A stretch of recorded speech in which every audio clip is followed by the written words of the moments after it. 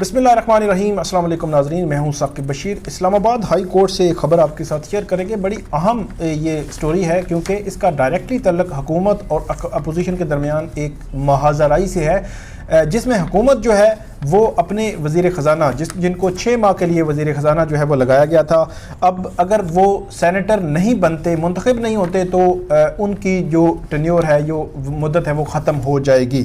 اب حکومت نے یہ فیصلہ کیا ہے کہ اپنے مشیر خزانہ کو جو باقاعدہ طور پر سینیٹر بنوایا جائے گا. اس کے لیے یقینی طور پر سینٹ میں کوئی نہ کوئی سیٹ ہونا ضروری تھا. تو اس وقت سچویشن یہ ہے کہ سینٹ میں جو اسحاق ڈار ہیں سینیٹر, وہ تقریباً 3.5-4 سال بعد سینیٹر بنے تھے, لیکن آج تک انہوں نے حلف نہیں اٹھایا. تو حکومت جو ہے اب اس نے ایک جو ہے وہ پتہ ہی کھیلا ہے کہ جو صدارتی آرڈیننس ایک جاری کیا ہے 2 سپٹمبر کو, جس کو 3 سپٹمبر کو جو گزٹ نوٹیفیکیشن جس کا جاری ہوا ہے, جس کے تحت 60 روز کے اندر اگر کوئی عوامی نمائندہ جو ہے وہ حلف نہیں اٹھاتا تو اس کو ڈی نوٹیفائی کر دیا جائے گا. تو اب جو آرڈیننس جاری ہوا ہے اس کو مسلم لیگ نون نے اسلام آباد ہائی کورٹ میں چیلنج کیا. اسلام آباد ہائی کورٹ میں انہوں نے چیلنج کرتے ہوئے یہی کہا کہ جو قانون سازی ہے وہ آرڈیننس کے ذریعے تب ہی ہو سکتی ہے جب جو پارلیمنٹ کا اجلاس ہے وہ نہ ہو رہا ہو, ایمرجنسی صورتحال میں ہی قانون سازی ہو سکتی ہے. اس کے علاوہ 1-2 اور پوائنٹ بھی انہوں نے سامنے رکھے, لیکن اسلام آباد ہائی کورٹ نے یہ مسلم لیگ نون کی درخواست مسترد کر دی ہے اور ناقابل سماعت قرار دی ہے. اور بنیادی نقطہ اس میں یہ رکھا ہے کہ جو سیاسی نوعیت کے, جو پولیٹیکل نیچر کے جتنے بھی معاملات ہیں ان میں عدالتوں کو نہ گھسیٹا جائے. اور میرا خیال یہ ہے کہ جتنی بھی پولیٹیکل پارٹیز ہیں بنیادی طور پر ان کا یہ مطالبہ بھی رہا ہے, خاص طور پر مسلم لیگ نون کا بیانیہ ہے کہ عدالتیں ہر جو معاملہ ہے پارلیمان کا یا ایگزیکٹو کا اس میں ٹانگ اڑاتی ہیں, جس کی وجہ سے معاملات خراب ہوتے ہیں. اب جو عدالتیں جو ہے وہ یقینی طور پر اسی نہج پہ چل پڑی ہیں.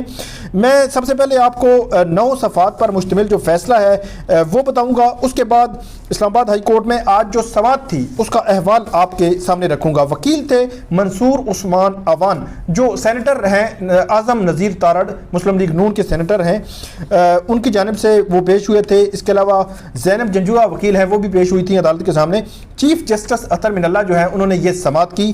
عدالت نے اپنے 9 صفحات کے فیصلے میں یہ کیٹیگوریکلی کہا ہے کہ اس معاملے میں عدالت کا استعمال کرنا مفاد عامہ میں نہیں ہے. یہ بہت جو ہے وہ اہم بات ہے کہ جو مفاد عامہ میں اس عدالت جو ہے وہ استعمال نہیں کر رہی, اور توقع یہ ہے کہ سیاسی جماعتیں پارلیمنٹ میں تنازعات حل کریں گی. یہ مسلم لیگ نون کا ہمیشہ سے موقف رہا ہے. ایک دفعہ جو بیرسٹر ہے محسن شاہ نواز رانجھا, ان سے میں نے سوال بھی کیا تھا. تو مسئلہ یہ ہے ناظرین کہ میرا خیال ہے کہ ہمیں جو فیصلے پی ٹی آئی کے حق میں ہوں یا پی ٹی آئی کے مخالف ہوں یا مسلم لیگ نون کے حق میں ہوں یا مخالف ہوں, آپ ایک بیانیہ رکھیں. اگر آپ یہ کہتے ہیں کہ ہمارے پارلیمنٹ کے معاملات میں ان کو مداخلت نہیں کرنی چاہیے تو وہ آپ کے حق میں ہے, یہ مخالف ہے, نہیں کرنی چاہیے. تو ایک ہی بیانیہ ہونا چاہیے. یہ نہیں ہے کہ آپ کہیں کہ 3 معاملات میں جو ہے وہ مداخلت کر لے کیونکہ وہ ہماری فیور میں ہیں, اور 4 معاملات میں نہ کرے کیونکہ وہ ہمارے خلاف ہیں. اس طرح نہیں ہوتا. اب چیف جسٹس اطہر من اللہ انہوں نے بالکل ایک کلیئر لائن لی ہوئی ہے کہ ہم نے پارلیمنٹ کے معاملات میں مداخلت نہیں کرنی, وہ اپنے معاملات خود حل کریں. اچھا, آگے جا کر عدالت یہ لکھتی ہے کہ ترمیمی آرڈیننس کا مقصد ایک جمہوری اصول طے کرنا ہے, اور آرڈیننس کا مقصد یہ ہے کہ کوئی منتخب نشست خالی نہ رہے. مطلب 4 سال سے اسحاق ڈار جو ہیں ان کی نشست خالی ہے. ان کے وکیل جو ہیں ان کی جانب سے جو منصور عثمان اوان ہیں, ان کی جانب سے آج جب ہم کمرہ عدالت سے باہر نکلے تو وہاں پہ ان کی جانب سے یہ کہا گیا کہ سپریم کورٹ میں یہ معاملہ پینڈنگ ہے اور سپریم کورٹ نے سٹے دے رکھا ہے, اور وہ بھی ایک وجہ ہے کہ جس وجہ سے وہ حلف نہیں اٹھا رہے. تو ان سے جب سوال یہ کیا گیا کہ اگر وہ حلف نہیں اٹھا رہے, واپس بھی نہیں آئے, تو پھر یہ سمپل سا طریقہ تھا کہ آپ ان سے ریزائن لے کے کسی اور سینیٹر کو سینیٹر بنا دیتے. یہ سیٹ اس طرح خالی تو نہیں رہنی چاہیے. اچھا, آگے جا کر عدالت یہ لکھتی ہے کہ آرڈیننس کے خلاف درخواست گزار جماعت کے پاس, جماعت جو ہے مسلم لیگ نون کے پاس متبادل فورم موجود ہے, اور مسلم لیگ نون کی قومی اسمبلی اور پارلیمنٹ میں خاطر خواہ نمائندگی جو ہے وہ پریزنس موجود ہے. سینٹ میں اپوزیشن جماعتیں اکثریت میں ہیں, اور آرڈیننس کو آئین کے مطابق پارلیمنٹ میں آنا ہی ہوتا ہے۔ اپوزیشن جماعتیں جو آرڈیننس کو پارلیمنٹ میں مسترد بھی کر سکتی ہیں، مطلب وہ کہتے ہیں کہ آپ جو جمہوری طریقہ کار ہے اسی کو استعمال کرتے ہوئے، اسی کو اڈاپٹ کرتے ہوئے آپ اس کو مسترد کر دیں۔ اچھا، آگے چل کر عدالت دیکھتی ہے، اور بڑا اہم یہ جو نقطے ہیں، یہ جو ابھی میں آپ کو بتانے لگا ہوں، یہ ہے کہ سیاسی معاملات میں جوڈیشل برانچ کو شامل کرنا پارلیمنٹ کو کمزور کرنے کی ایک وجہ ہے۔ یہ پولیٹیکل پارٹی کا موقف رہا ہے، اور اب اگر عدالتیں اس لائن پہ چل پڑی ہیں تو میرے خیال میں ان ججمنٹس کو، ان آبزرویشنز کو جو عدلیہ کی ہیں، جوڈیشری کی ہیں، ان کو ویلکم کرنا چاہیے۔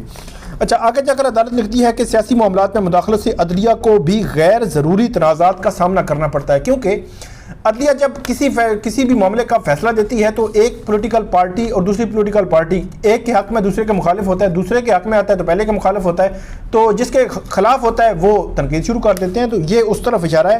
اور آگے جا کر چیف جسٹس یہ لکھتے ہیں کہ توقع ہے جو جماعتیں ہیں، سیاسی جماعتیں عدلیہ کو غیر ضروری تنازعات میں شامل کرنے سے گریز کریں گی۔ تو یہ عدالت نے توقع کی ہے کہ ہمیں وہ شامل نہ کیا جائے، مطلب پولیٹیکل ایکٹیویٹیز میں ہمیں جو ہے نہ گھسیٹا جائے، آپ اپنے کام خود کریں، اپنے تنازعات خود حل کریں۔ اچھا، آج جب سماعت ہوئی تو سماعت کا مختصر احوال میں آپ کے سامنے رکھ دیتا ہوں۔ جو مسلم لیگ نون کے وکیل تھے ان کی جانب سے یہ کہا گیا کہ صدارتی آرڈیننس جو 2 ستمبر کو جاری ہوا تھا اس کو ہم نے چیلنج کیا ہے۔ اس آرڈیننس کے تحت 60 روز میں منتخب عوامی نمائندوں کو حلف لینا ضروری ہے۔ 3 قسم کی ایمرجنسی صورتحال میں صدر آرٹیکل 89 کے تحت آرڈیننس جاری کر سکتا ہے، اور الیکشن ترمیمی آرڈیننس یہی کلاس سینٹ سے منظور نہیں تھی، اگر پارلیمنٹ کا اجلاس ناممکن ہو تو پھر ہی آرڈیننس جاری ہو سکتا ہے۔ اچھا، مسلم لیگ نون نے ایک پلیڈ یہ بھی لی ہے کہ اسی قسم کی قانون سازی ہو رہی تھی، وہاں پہ یہ جو کلاس تھی وہ شامل تھی، اب گھما پھرا کے انہوں نے آرڈیننس میں وہی چیز جو شامل کر دی ہے، تو ایک طرف قانون سازی کا مرحلہ جاری ہے اور دوسری طرف آرڈیننس ہے، تو یہ آرڈیننس جو ہے وہ قانون کی خلاف ورزی ہے، آپ اس کو سیٹ اسائڈ کر دیں۔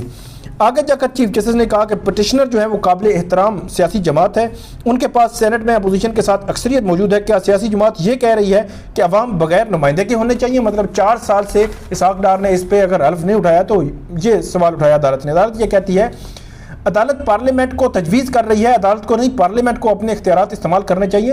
کیا اپوزیشن یہ کہہ رہی ہے ہماری اکثریت سینٹ میں موجود ہے لیکن ہم اس کو استعمال نہیں کر رہے؟ کیا آپ چاہتے ہیں کہ عوام اپنے منتخب نمائندوں کے ذریعے پارلیمنٹ میں نمائندگی سے محروم رہے؟ آگے جا کر وکیل جو ہیں ان کی جانب سے بھی جو اپنے آرگومنٹس دیے گئے، چیف جسٹس نے کہا کہ آپ مسترد بھی کر سکتے ہیں پارلیمنٹ میں جب یہ جو لیجسلیشن کے لیے آئے، اور یہ بھی کہا کہ اگر سیاسی جماعت متاثرہ ہو تو پارلیمنٹ میں آرڈیننس مسترد کر سکتی ہے۔ اس قسم کے سیاسی معاملے میں کیوں پڑھنا چاہیے؟ آپ شہباز شریف کے پروڈکشن آرڈر جاری کرنے سے متعلق کیس کا فیصلہ پڑھ لیں، اگر حلف نہیں لینا منتخب ہونے کے بعد تو عوام اس سے متاثر ہوتے ہیں، اور اس میں اس پوائنٹ کو آپ کیا سپورٹ کرتے ہیں؟ اور جب اپوزیشن کے پاس سینٹ میں اکثریت موجود ہے تو ان کے پاس متبادل فورم موجود ہے۔ تو یہ عدالت نے آج سماعت بھی کی، اور خاص طور پر شہباز شریف کے پروڈکشن آرڈر کے خلاف درخواستیں آئی تھی اسلام آباد ہائی کورٹ نے، اور انہوں نے خارج کر دی تھی، ان کی طرف اشارہ کیا کہ آپ وہ اپلیکیشن آپ کے حق میں تھی خارج ہونا، اور یہ ڈیفینیٹلی لیکن جو فارمولہ ہے وہ ایک ہی اپلائی کر رہے ہیں چیف جسٹس، تو یقینی طور پر یہ پولیٹیکل پارٹیز کو ایکسیپٹ کرنا چاہیے کہ یہ نہیں ہے کہ ایک ہی فارمولے کے تحت جب آتی ہیں پارلیمان کے معاملات تمام کو جو ہے عدالت ڈسمس کر رہی ہے، تو یہ نہیں آپ پسند ناپسند کے 4 میں عدالت آپ کو فیور دے اور 3 میں نہ دے، اس طرح نہیں ہوتا، نہ ہونا چاہیے، اور عدلیہ کا پارلیمنٹ کے معاملات سے دور رہنا ایک خوش آئند بات ہے۔ تو یہ تھی ناظرین آج کی ہماری ویڈیو، اس پہ آپ کامنٹ ضرور کیجئے گا۔ بہت شکریہ۔